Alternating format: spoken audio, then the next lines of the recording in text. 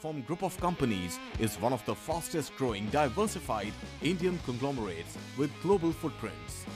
It is setting up offices globally and tying up with companies across the globe from multiple sectors.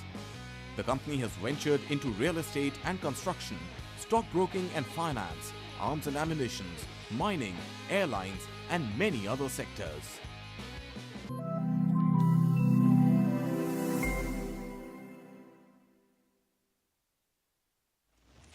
In today's rapidly evolving business environment, when risk is omnipresent, managing risks is no longer just about ticking a few boxes.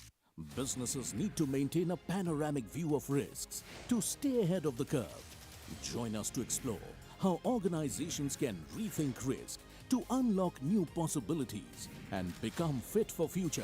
At PwC presents De-Risking the Future in collaboration with Business Today. Celebrate 32 years of leadership in business news with Business Today. From the groundbreaking AI cover of Sundar Pichai to PM Modi's exclusive on G20, we redefine headlines.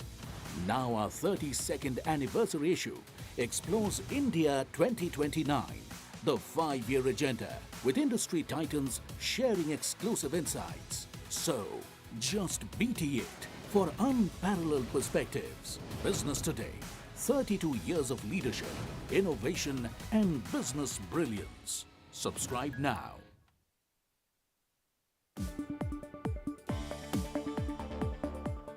Hello and welcome. You're watching Business Today Television. I'm Sakshi Batra and on this special edition, our focus is on one stock, IREDA.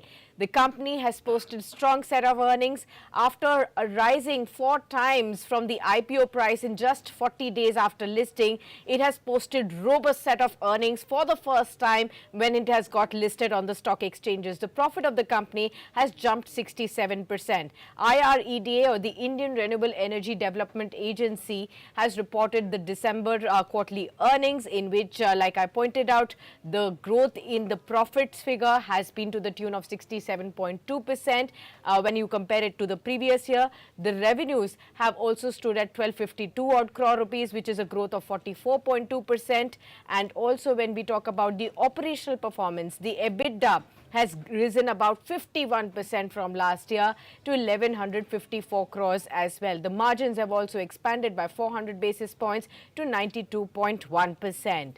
What is behind this stellar set of numbers? In case you were the lucky allottee of IREDA IPO, or you invested in the shares after listing, then this is the conversation you need to listen to. I am now joined by Pradip Kumar Das, the CMD of IREDA. Very good afternoon to you, Mr. Das, and thank you so much for taking the time out for this discussion. A very strong set of numbers, giving even more confidence to all your investors that they are probably invested in the right set of shares and the company is performing when the earnings are coming about as well. Help our viewers understand what has really been the key reason behind a strong set of numbers, both on top line, bottom line, operational performance and even the margins. Very good afternoon, Sakshi, and thanks for inviting me for this discussion today. And as you rightly said, from the date of opening to till date, we are almost regularly breaking the upper circuit. So it's giving quite a lot of happiness that our investor is reimposing their trust with us. But at the same time, this is also giving us an indication to be much more responsible towards our investor interest in the time to come. Me and my team is quite happy that already post IPO in this quarter, we have already lived up to their expectation, and the result has already shown in the market participation. And we are confident in the time to come, what kind of information we have shared during our IPO roadshows and subsequent interaction with you under the channels, we are going to live up to that. And you have seen in all parameters, we have improved our performance. And if you see quarter 9 months comparison of this fiscal to the previous year, in all parameters we have improved, be it average cost of borrowing, be it net interest margin, profitability, everything we have improved. Last but most important, the NPA we are continuously and consistently reducing. So that is what our talk during the roadshow, and we are happy. And in the time to come, we'll continue to sustain that kind of growth as well as sustain that NPA or further improvise by reducing the NPA. Since you're talking about the NPA, let's talk about it. Right now, we have seen the asset quality improved on a year-on-year basis. The gross NPAs also now dipping to 2.9% from 4.2% last year. The net NPA have also improved to 1.5% from about 2.03% last year. What is the room of improvement that you further see from these levels, sir? I have been telling to all my team, never focus on number, focus on the concept and fundamentals. We have a robust appraisal system in place. If you see, our sanction in this year is not that the way we had expected, because we are very cautious in doing the appraisal. But if you see the disbursement, our disbursement is growing very the way we had planned, rather I should say. And so far, our cumulative loan book has already surpassed 50,000 crore, and we are just waiting for this quarter. If you see statistically, a significant amount of disbursement happens in January to March quarter. Historically, if you see the IREDA's disbursement history, I'm here since 3.5 years, and since 3.5 years, we are having a hockey stick kind of growth, where there is a growth in the sector and growth within the organization. The team is quite committed to ensure this 500 gigawatt target is achieved fastest. And we being the pioneer in this industry, as the leading financier in the renewable green space, and being a pure play green finance agency and having 36 years of expertise, we are much more responsible. So therefore, we are very cautious and conscious in managing our appraisal and review and monitoring, which has enabled us not only improving the asset quality. 80% of our assets under generation category are commissioned asset, which is supporting us fair amount of less provision coverage requirement. If you see our provision coverage requirement is, we have 48% around. And yesterday REC has posted their result, and they have largely 90% of government loan account in their portfolio. And if you see that provision coverage ratio around 70.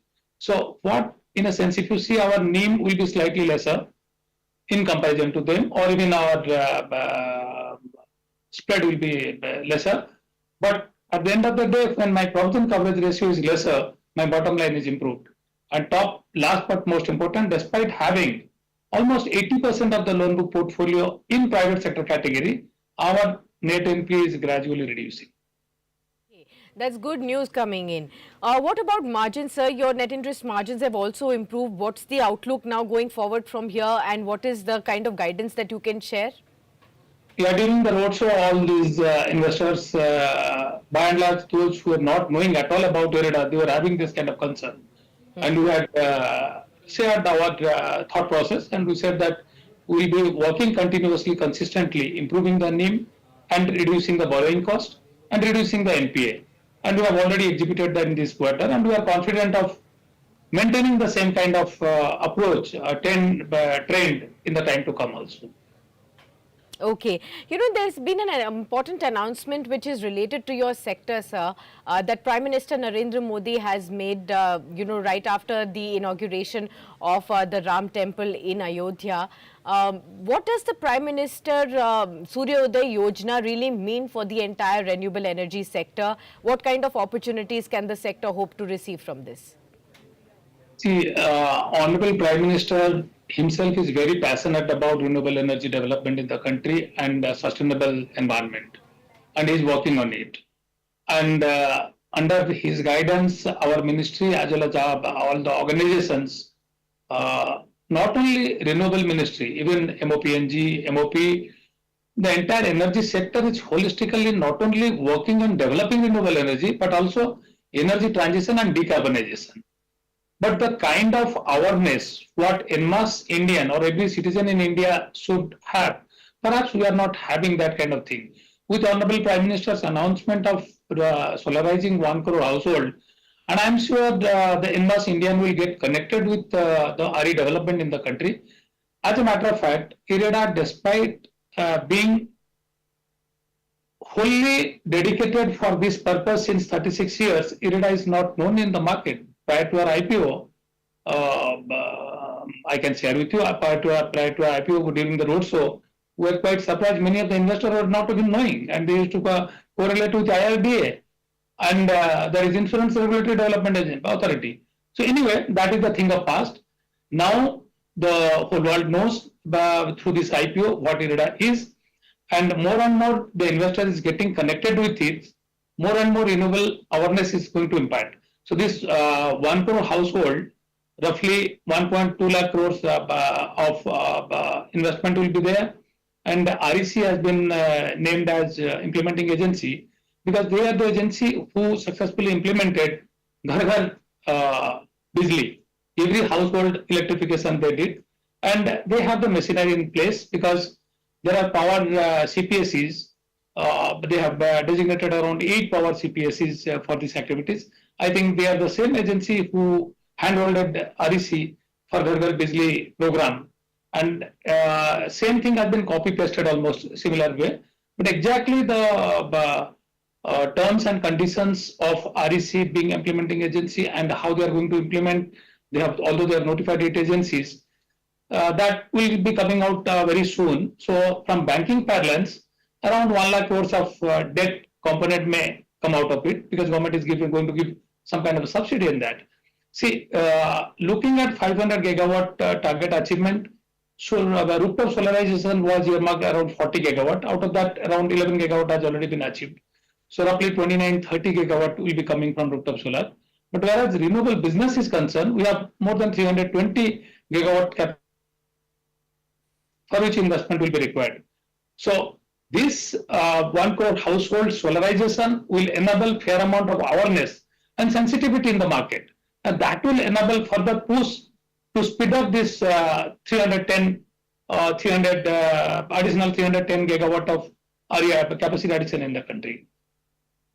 Absolutely. This is a massive kind of a boost that the sector can hope to get, particularly for IREDA. What is the kind of business that you are looking to garner from this? What kind of pie will come to your market share? If you see from 310 capacity additional requirement, only 30 is going to come out of it. From business perspective, it is not that much, but from awareness perspective, it is quite huge. And if you look at IREDA's net worth and CRR prior to our IPO, prior to Government of India's equity infusion, we are almost at the threshold of breaching the CRR norms, almost 14%, 15%. Today being infra NBFC category 15, we have to minimum maintain. Post IPO, we are having as on date around 23. And we have the ability now to fully leverage our network. So as far as business is concerned, rooftop solar, not only this 1 crore household, we have already have a dedicated division. Whatever, once REC announces the details, if other than REC, other banks or IREDA or PFC, others are eligible to support, they can do it. And moreover, we three are the organization coming under same honorable same minister. 2 different ministry, but we are working in a quite integrated manner. So we have to complement each other and do business. Even if we get business fine. If we don't get business from this sector, still we will be supporting REC whenever is required with respect to this solarizing 1 crore household, because this is the commitment of Honorable Prime Minister and it is commitment of every citizen of the country. Looking at other aspect of the business, we have fair amount of other business opportunities, and we will be attempting to fully leverage our net worth. And as of now, since we are at a CRR of 23, we will be preferring to maintain a healthy CRR of 16 to 17, so that we continue to keep a rating of AAA stable, so that we get the lowest cost of borrowing in from the market. And we are also researching couple of other mechanisms to reduce our borrowing cost. One, that is, we have planned to open a gift city in the office, where we can save the hedging cost to those borrowers, those who are going to set up the project in India, having forex earnings potential, particularly green hydrogen and solar component manufacturers. Second, we have requested Government of India for 54 EC capital gain allocation to us, at least enlisting us in that category which ICPFC is enjoying, as well as NHI. And I'm sure this post this budget we are going to get that kind of eligibility, and we'll be resetting to the market. And if you see today, 54 is a very good tool in the hand of REC and PFC to reduce their borrowing cost. Okay. So since you talked about budget, I wanted to understand your own wish list and your own expectations from the upcoming interim budget. What are those?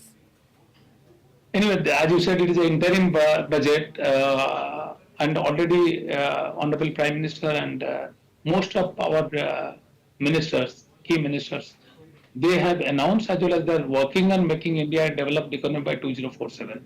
So anything will be coming that will be a very progressive one, number one.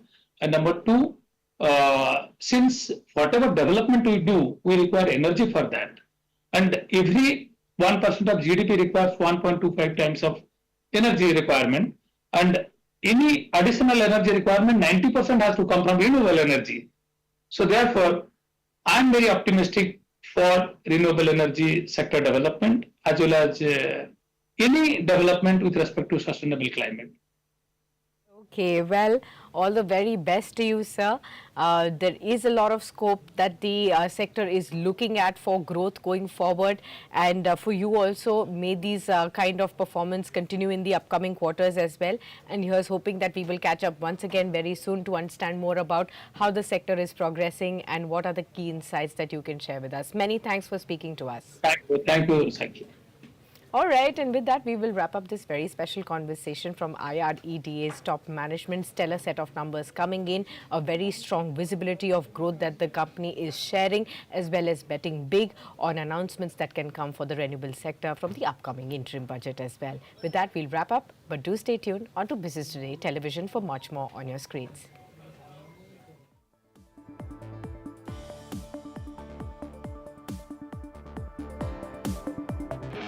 Darwin Platform Group of Companies is one of the fastest growing diversified Indian conglomerates with global footprints. It is setting up offices globally and tying up with companies across the globe for multiple sectors. The company has ventured into real estate and construction, stockbroking and finance, arms and ammunition, mining, airlines and many other sectors.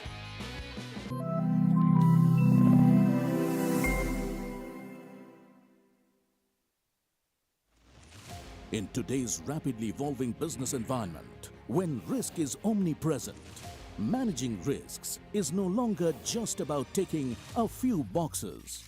Businesses need to maintain a panoramic view of risks to stay ahead of the curve. Join us to explore how organizations can rethink risk to unlock new possibilities and become fit for future. At PwC presents De-Risking the Future in collaboration with Business Today. Celebrate 32 years of leadership in business news with Business Today. From the groundbreaking AI cover of Sundar Pichai to PM Modi's exclusive on G20, we redefine headlines. Now our 32nd anniversary issue explores India 2029, the 5-year agenda, with industry titans sharing exclusive insights. So, just BT it for unparalleled perspectives. Business Today, 32 years of leadership, innovation and business brilliance. Subscribe now.